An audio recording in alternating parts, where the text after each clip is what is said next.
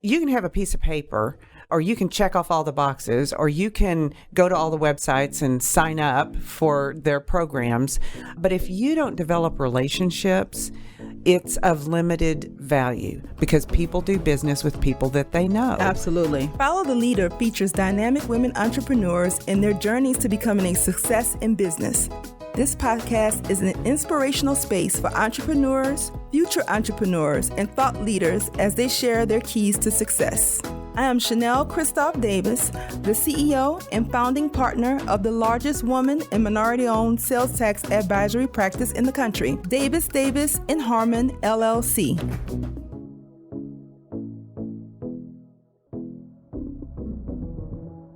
Today marks the first time we're going to have an actual panel show. I've never had a show where I've had more than one guest, but this marks a very special occasion, so I thought this was the perfect time to do our first panel show for the Women Business Council Southwest. Today we have Debbie Hurst. She's the president and CEO of the Women's Business Council Southwest, and Sharon Evans, the owner and CEO of CFJ Manufacturing, and she's also one of our foundational WBE business owners. So she is here today to talk about the Women's Business Council, women's entrepreneurship, a great accomplishment that the council will be celebrating in 2020 is the 25th year of the organization, and we're kicking it off January 1st, 2020 with a year full of celebration. So to talk more about Women's Business Council and to introduce us to what they do is Debbie Hurst. Welcome. Thank you, Chanel. Happy to be here. Yes. So Debbie, we're going to kick off with you and ask you some formational, trying to orient the guest a little bit and explain to them a little bit more about Women's Business Council. Tell us about the organization and how it fits into women's business enterprises. Okay, great. So as you said, we'll be celebrating our 25th year in 2020. We were formed we're a nonprofit organization dedicated to helping women-owned businesses grow and develop and be successful in procurement opportunities with corporations and the government. So that was our original kind of mission, to help women-owned businesses gain parity in the world, in U.S. economics and global economics. We do it in a variety of ways. The first is that we certify women-owned businesses. That means that we review the structure of the business to determine that they are at least 51% owned, operated, and controlled by women. Once they're certified, then they're a member of our organization. We also have corporate members and government entity members, local, state, national government. And these corporations and government are looking for women-owned businesses to do business with. But they're looking for they want the assurance that this truly is a woman-owned business. Correct. Because they've got supplier diversity programs geared toward just that, diversifying their supplier base. They want to make sure that the business truly is woman-owned. Right. So they rely on us for that certification. Okay. And then they rely on us for access to certified women-owned businesses.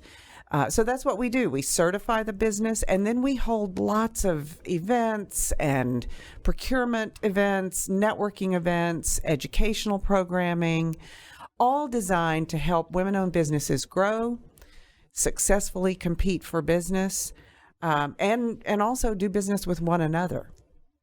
That's right. And just full disclosure, I am, my company is a certified women-owned business enterprise. And one thing I do like about being a part of the network is that you guys take care of the whole entire woman and the entire organization. You are trying to ensure that we are growing professionally, that we are having our needs met to make sure that we are prepared for opportunities and aware, and that we have a seat at the table. So it's a huge organization that helps us, like you said, gain parity, really, and have a voice in the business economics. Why is it important to an organization to have a diverse supplier base? Well, diversity brings innovation. I think that's the primary reason. Having diversity of thought, skill, preparation, more voices at the table end up developing and producing a better product.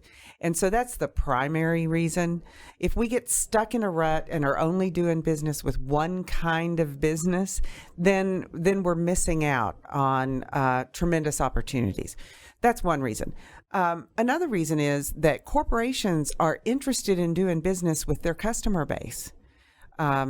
So if you think about it, women-owned businesses are the predominant decision makers in terms of any goods or services that are bought. They are at least half your customer base, depending upon your corporation. And so it's important to do business with your customers.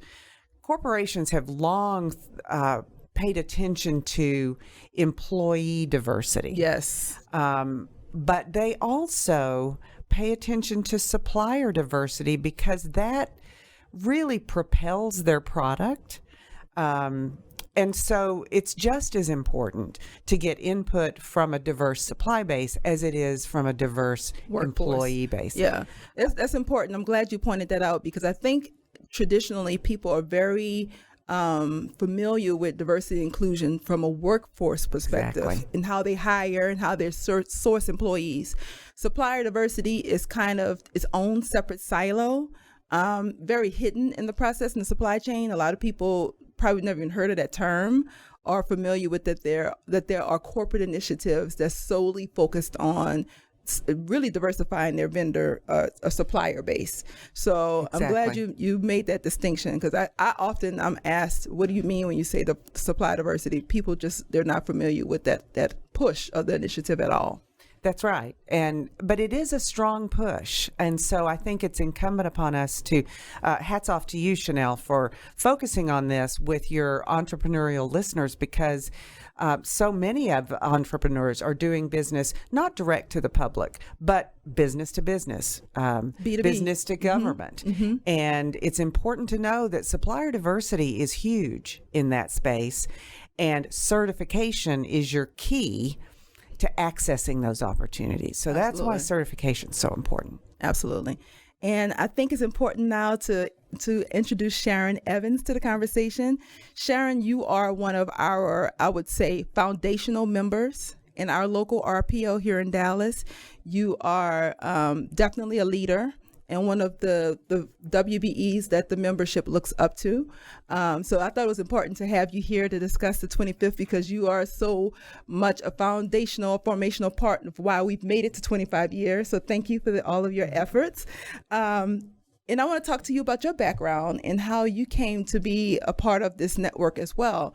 You started your company in 1983. I said earlier, you're the CEO and owner of CFJ Manufacturing, but you own not one, but three organizations because, hey, why not just do it 3 times over? CFJ Manufacturing, you have an embroidery division, as well as you do promotional products, uniforms for corporate entities. And you also have a collections fine jewelry retail store in Fort Worth, Texas, which I've looked at your website. And let me tell you, I need to get my husband to talk to you so that we can get some jewels flowing in this direction. Right. But your jewelry and your work is absolutely stunning. And you've been voted Fort Worth Best of Fort Worth more than one time, twice, right? Last 2 years. The last 2 years in a row, which is huge because the fine jewelry, that whole industry is so specific and so tight knit. The fact that you've, gone into this industry and really doing what you do, excellence, bringing your stamp and your excellence to the fore is really impressive. So congratulations on that. Well, thank you very much. And the reason why I call you a foundational WBE, a member that really has shaped the network, is because you were named WBE Advocate of the Year twice, and since you've been a member, and also you've been inducted into the Women's Business Enterprise Hall of Fame. Great. So that's no small task or accomplishment. So again, thank you for all the work that you've done, and talk to us a little bit about your history and your business and how you've grown your business and how WBE the network plays a part in that growth? Well, I often tell people that being a member and being certified through the council, we could probably be the poster child. We started very early on into the council. We had a corporation that I was working with at that point in time, actually J.C. Penney, who was one of the founding corporations to start the council, asked me to become certified. So, And that's normally how people get introduced to the network, because my largest client asked me to get certified. So that's typically how we are even made aware that this is a thing. And, at first, now it's so easy to get certified, but in the beginning it was paperwork on top of paperwork, because they really, the council really does its job. They want to make sure that you are 51% woman-owned, that you are controlling. So once we became certified, it was like a door opening. JCPenney mentioned us to Frito-Lay. Frito-Lay called. We started receiving RFPs from, different corporations that were really looking to do business with women. And, I think it's very important, as Debbie said, that most of these organizations recognize that 84% of their business decisions on purchasing a product comes from women. So we are their customers. So in turn, doing business with us, it helps us to do business with them. So that's kind of how we got started. Over the years, I've had the opportunity to serve in many roles for the council, and through those roles, we have come a long way, I think. The council has gone from a couple of hundred, I think our first year, to 1,200 certified women-owned businesses now. Well, let's talk about that a little bit. I want to get feedback from both of you guys. How do you think, and I asked a couple people to submit questions to me for you guys, so this is going to be fun. Okay. How do you think the women have changed over the years when they come to you for certification? Have you seen any changes in the applications or the applicants or the business entities? It could be industry changes, the type the organizations are being certified, any trends? So I'll start, I guess. Yes, the answer is yes. We've seen lots of changes over the years. Certainly changes in business structure as women business owners have learned about certification. More and more are coming to us now. And so in the early years, we saw a whole lot of sole proprietors, younger businesses, smaller businesses, and we've watched those we still get young businesses and small businesses and solo entrepreneurs, but we see more diversity, I guess, in the types of businesses that are getting certified. Businesses that are more complicated business structures, have more investors. My certification staff says there is never a dull moment in the certification department, because we've been doing this for 25 years, but you still see something new. Brand new. Still see, this is a question. Let's see how this. So the business diversity, I guess, and structure has changed. Women are in every industry. And I would say that's grown over the years. That we see women in more and more diverse industries. More and more traditionally male-dominated industries. So that's been a change. In fact, I'll just throw out a stat or two. The largest single subset of our members are in construction, architecture, and engineering. Interesting. And so you wouldn't think that. You wouldn't think that.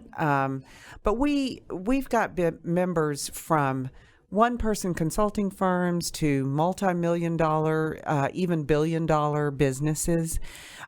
So everybody can gain value from certification, and from the connections and the networking, not only with corporate decision makers, but with one another.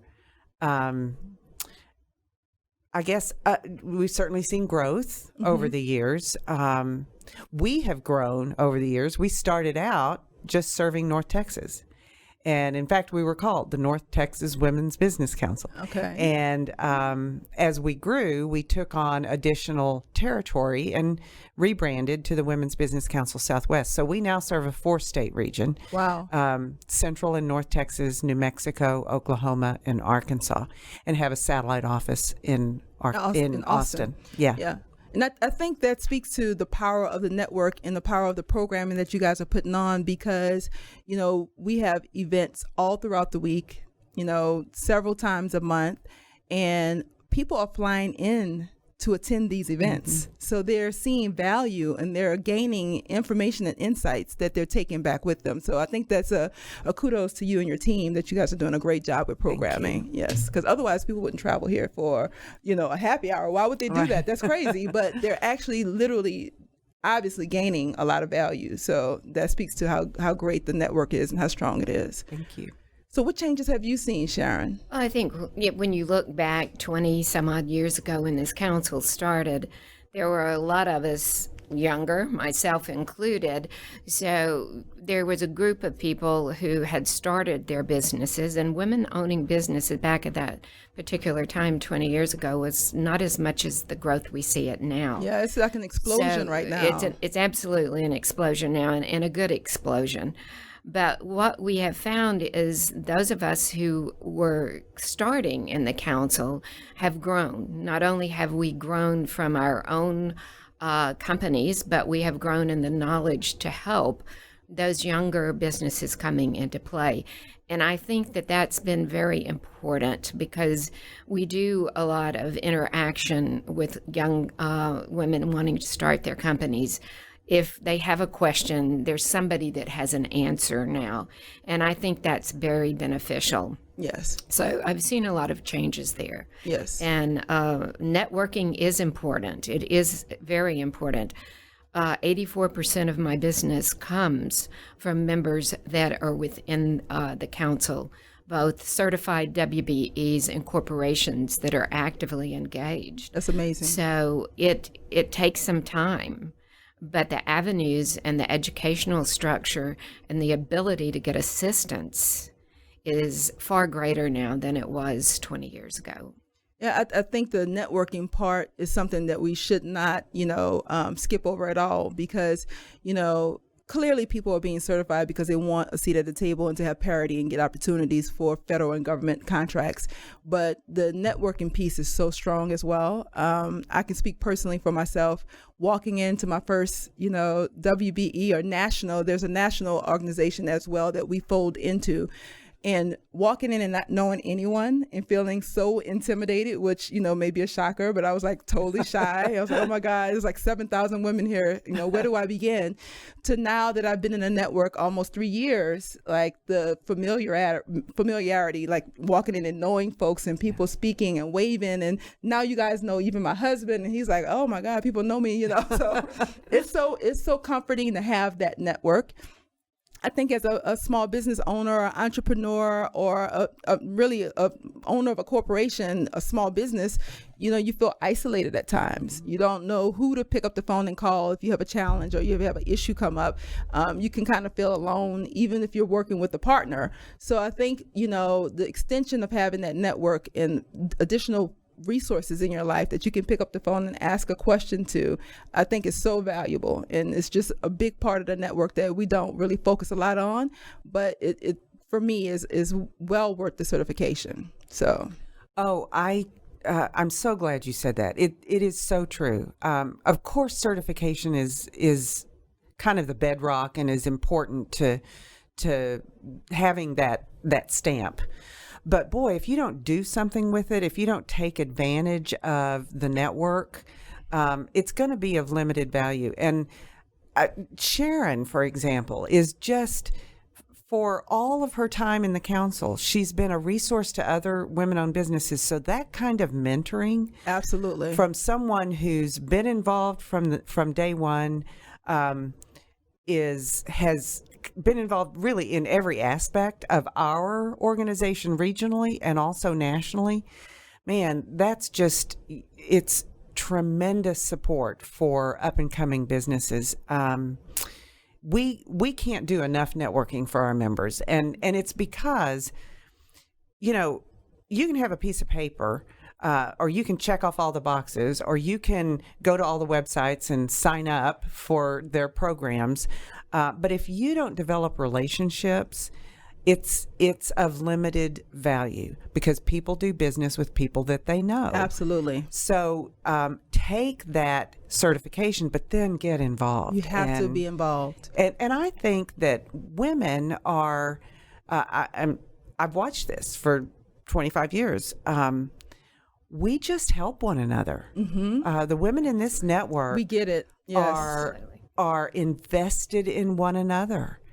I see women all the time who are talking to corporate representatives about somebody else's business and saying, you really ought to talk to this Chanel. Company. Yes, yes. It's just amazing. Really, really good about that. And also very generous with our time. Exactly. We're very open. I found, I'm saying we, but, all the women in the network with, taking meetings, meeting you for coffee, just a sounding board. So it has been, for me personally, just amazing opportunity.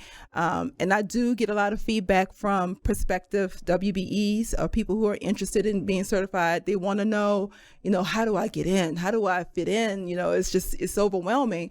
I would say, and this is my opinion, that you guys make it easy, because there's so many levels of ways to be involved. You have a monthly luncheon. At a minimum, you have to eat, right?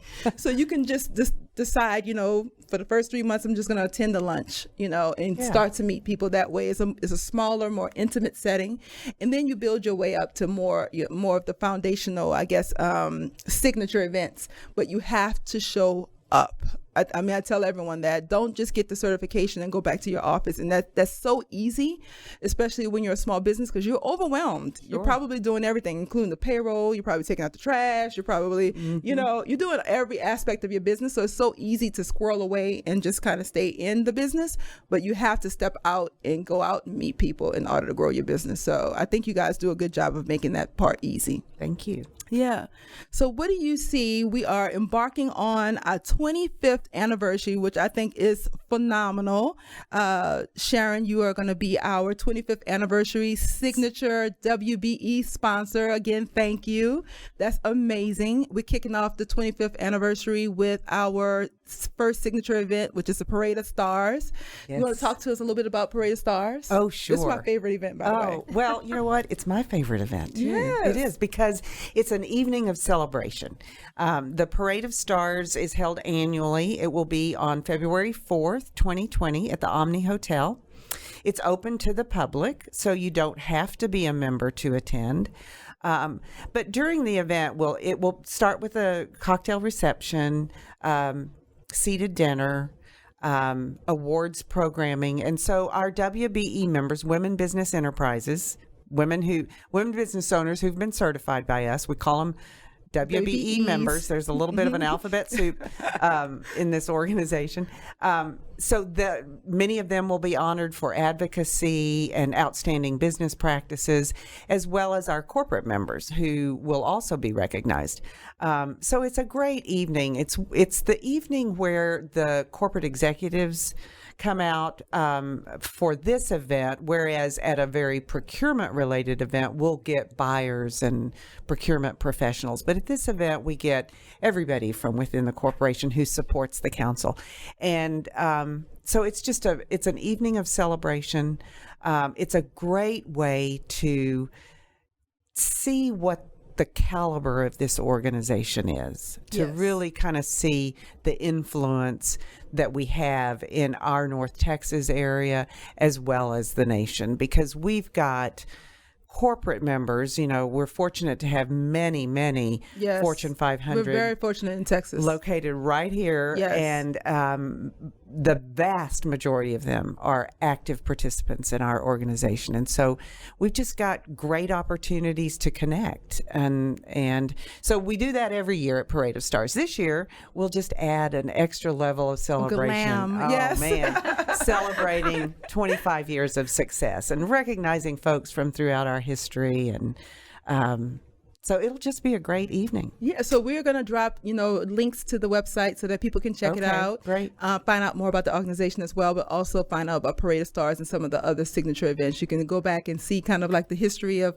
the Parade of Stars and the other signature events and look at pictures. It's a really cool organization. Yes. So what are you looking forward to in the 25th year celebration? We're going to do this for the whole 2020. Well, I think it speaks, 25 years in this organization speaks so much to the growth, what it's, what it's done for women, and just to be a part of it for me is very exciting. I have appreciated very much the council asking me to do that, because having been there kind of from the early on beginning, to see where it has grown today, there's just an overwhelming pride inside of me for this organization. The corporations that have been engaged from day one, I think they should be beaming to see what they have done. What they've created. Oh my gosh. And the women that are recognized for their outstanding efforts. It's so important. And to know we've made 25 years and there's so much more to come is very exciting. And putting that out in front to say, here's what's next. Here's what we're going to do. Okay, here's where we're going to be. This is where we're going to. You set me up for my next question. Okay. Actually, that was perfect. Go, Sharon. So, what do you guys see next? So far as we kind of talked a little bit about, how the women have changed who are seeking certification, the organizational structure, the industries. Mm-hmm. What are some of the challenges that you feel women entrepreneurs are going to face 2020 and beyond? And what are some of the things you're looking forward to so far as on the horizon of improvements that you're expecting to come down the pipeline for women business owners?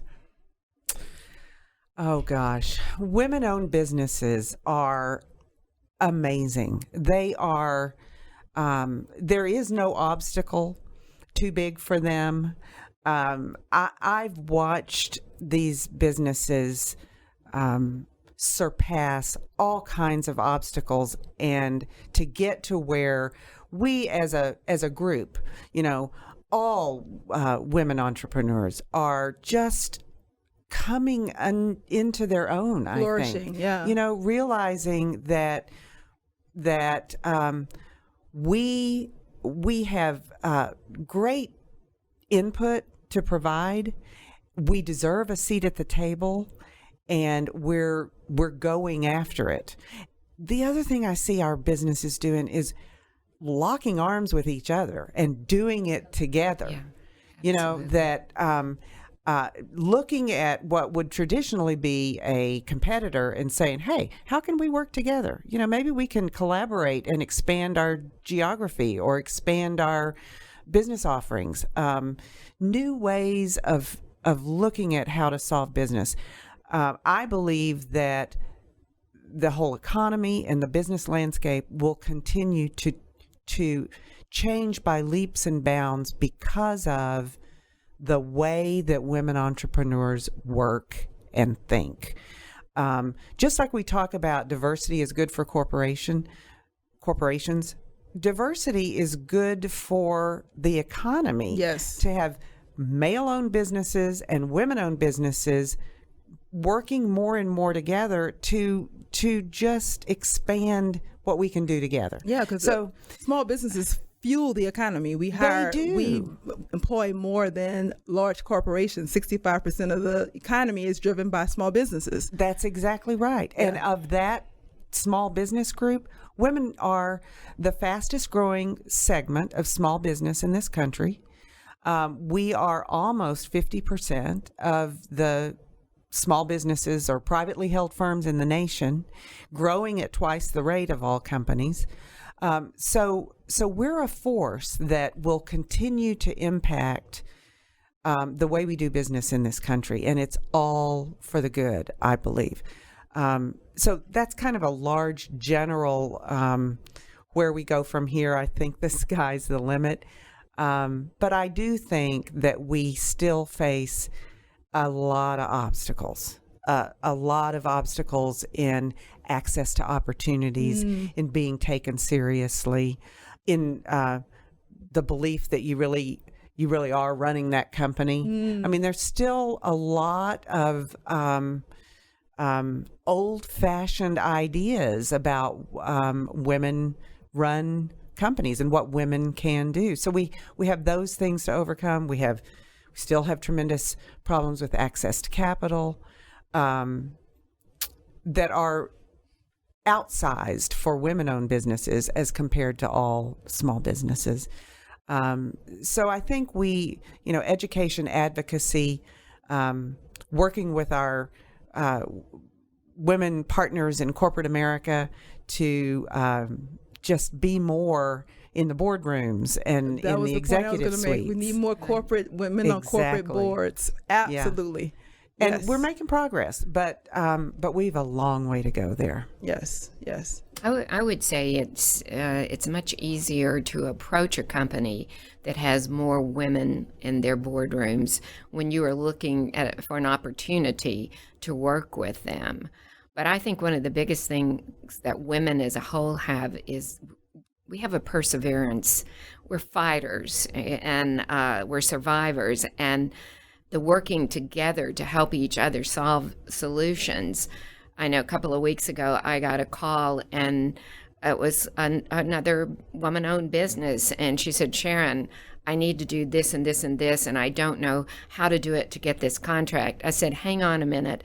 I conferenced about 4 people, and we solved her problem.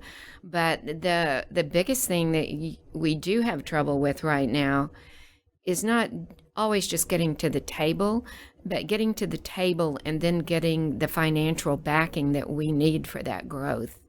I often tell people you have to load the wagon before you can buy the horses. Absolutely.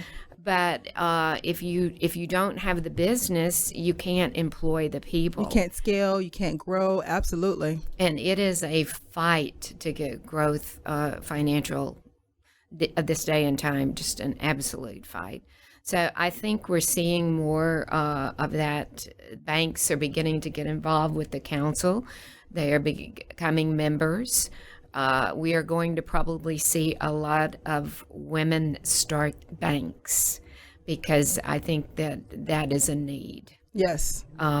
It's surprising that in my generation, a woman could not get a credit card in the late 70s without a man signing for it. Could not buy a home. Could not buy a home. So, that is not as far back as it appears. But still today, it's still much more difficult. It's much more difficult to get that type of growth financing. Yes, absolutely. So what else do you think we can look forward to in 2020 for the council and for the network? So any surprises up your sleeve, or do you want to? You can drop any surprises on this podcast, and I promise you I won't tell. Hey, thanks, Chanel. We can tell secrets. Tell secrets. Oh gosh, 2020 is going to launch. Throughout the year, we'll be celebrating our accomplishments, but you don't just sit and rest on your laurels and look back at what you've done and pat yourself on the back. You challenge yourself to do more and grow more. And so we've developed new programmings over the last couple of years, and we'll be expanding those in 2020. We'll be looking to enhance our presence throughout our region. Okay. So that, as you said earlier, there are programs that happen and signature events that happen here in the DFW area that people fly in for because it's worth the travel. Yes. But we want to be more of a local resource as well. So like we are in the Austin area. So we'll be looking to grow our footprint in terms of day in and day out programming throughout the region. So that's a huge area of growth for us. Developing programming that is very focused, I would say. I like the trade talks. That's a very good new program that you guys have launched. Yeah. Getting more focused in terms of matching the WBE and her industry with the decision maker in corporate America on a more intimate basis, and that's what we do at Trade Talks. Yeah. So you want to talk to us a little bit more about that? How do you guys come up with that? Sure. So we have these signature events where that are procurement related, and they draw about 500 attendees here in our North Texas area. But we saw a need we need a more intimate, more focused programming. So in addition to those, we identify industries corporations that will host a trade talk in a particular industry. So, for example, it might be transportation. And so the corporate members who are transportation companies like the airlines, BNSF Railway, etc., would host this. WBEs who are either doing business in the transportation industry or are looking to do business would come to that event. So it's focused. It's not everybody. And the time that we spend there is not just about how to do business with Burlington Northern Santa Fe Railroad. It's more about where is BNSF going? What is the strategy for the future in the transportation industry? How can I, as a woman business owner, get prepared for the trajectory or the path that they're on? And so that's the purpose of those. And we'll do more of that because it's valuable and the members are really, really responding to that. Business comes out of those connections. And so you'll see more of that. Mm-hmm. You'll see lots of celebrations. Yes. You'll see more women to women business being done and being honored and celebrated. And then more of a participation in our national organization as well. We haven't talked very much about that, but the certification that we provide is the standard is set by the Women's Business Enterprise National Council. WBANC is the acronym. And so once a business owner like yourself and Sharon are certified in my organization, you're certified, you have national certification. You're certified throughout the nation and can do business with corporations way beyond our North Texas area, and many do. So there'll be more and more opportunities in terms of education and leadership development. And there's all that information on our website. I'd love for people to come and just check us out. Yeah, absolutely. You guys do a deep dive on the website. We're going to provide a link in the comments so that you can connect with Women's Business Council Southwest, as well as WBANC, which is our national certifying organization. But there's also signature events on the national level as well as local level. So I tap into both of those, and those are available to you once you become a certified WBE. So I know we're throwing a lot of acronyms at you guys, but we're going to make sure that the show notes kind of summarizes it well so that you can kind of point to different places to go to get more information. So again, I want to ask you guys a couple parting questions. What do you guys do for fun when you're not changing the world? What do you do? You want to start? Oh, well, okay. I hang out with Sharon. Yeah, okay. No, I was going to say earlier that when Sharon was talking, that one of the huge values of participation in this council is the relationships that are developed and the friendships, absolutely, long-standing friendships that develop. So I have some great mentors. Sharon is chief among them, that I've worked with for all these years and have learned so much from them, have improved the programming of the council so much through my association with people like you and Sharon. You guys do listen and get very much want our feedback, and you act on it. So we do. Yes. This is your organization, so we want to make sure we're doing what helps you and your business grow. But that's not what you asked me. You asked me. I'm sorry. I digress. You asked me what I do for fun. Yes. So I like to enjoy a glass of wine with my friends. Wine is fun. I enjoy movies. I enjoy reading. I really enjoy traveling. And I enjoy my adult daughter that I'm spending lots of time with as an adult. That's fun. That's sweet. So that's what you do. That's what I do. All right. Well, from my standpoint, I've made some of my best friends, and I'm sorry, I've made some of my best friends through the council, and so we do spend some time together, Debbie and other people, and I really enjoy that time together. But also, I like to travel. Travel for me kind of gets me out. Oh, yes. Of, It disconnects the you. business, disconnects me, gives me a few days to breathe. I like to read. I enjoy time with my grandchildren, and sometimes I just enjoy doing nothing, absolutely nothing. Yes. Whether that's just sitting at home staring at a wall. I mean, just downtime in general. But Awesome. have a lot of fun visiting, and having a glass of wine is good, a cocktail. Martini. that's really might Sharon. go to the next level. That's right. But that's basically what I do. Yeah, so guys, we do have fun. As you can tell, these ladies like a cocktail and some wine. So it's always a good sign.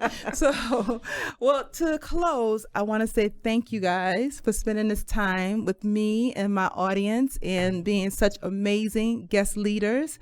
You guys are an epitome of what I started this podcast for, to find out from you how you became who you are, and to disseminate the information to other leaders who are listening in and wanting to know how to get on the path to success. So thank you so much, so much, so much. And we're going to put links to you, Sharon, as well as Debbie, all your information, so that you guys can connect with these leaders offline and follow them and see what they're up to. I'm sure you're going to be as amazed and impressed as I am. So thank you. Thank you very much. All right. Thanks for having us. Yes, absolutely. You can find all of our past episodes on iTunes, Spotify, and Google, or any of your other favorite podcast platforms. Be sure to subscribe to the show, rate, and leave us a review. Let us know how we're doing. Thank you for listening.